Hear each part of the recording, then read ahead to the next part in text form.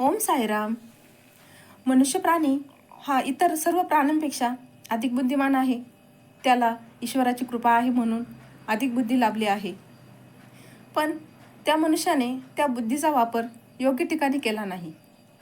नको त्या गोष्टीमध्ये बदल केले, नको ते शोध लावले व या ईश्वराने निर्माण केलेल्या सुंदर सृष्टीचा विनाश केला.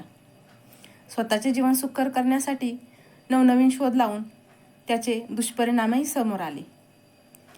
पण तरीही मनुष्याचे मन काही थांबत नाही. जर याच मनुष्याने आपली ही तेज तल्लख बुद्धी ईश्वर प्राप्तीसाठी वापरली, ईश्वर प्राप्तीचा प्रयत्न केला, तर तो खरा बुद्धिमान. ज्यांनी ही बुद्धी ईश्वरासाठी भक्तीसाठी वापरली ते खरंच बुद्धिमान आहेत. व इतर सर्वजण बुद्धिमान असूनही ते मंदबुद्धीच म्हणावे लागतील.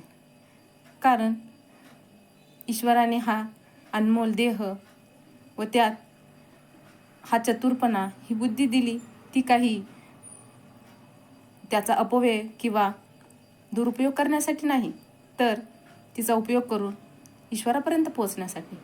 व मनुष्याने नको ते शोध लावले, नको ते प्रयत्न करून या सुंदर सृष्टीचा विनाश केला व आता त्याचेच दुष्परिणाम भोगत आहे. म्हणूनच तोच खरा बुद्धिमान जो ईश्वर प्राप्तीचा प्रयत्न करतो व भगवत प्राप्ती करतो. ओम साईराम.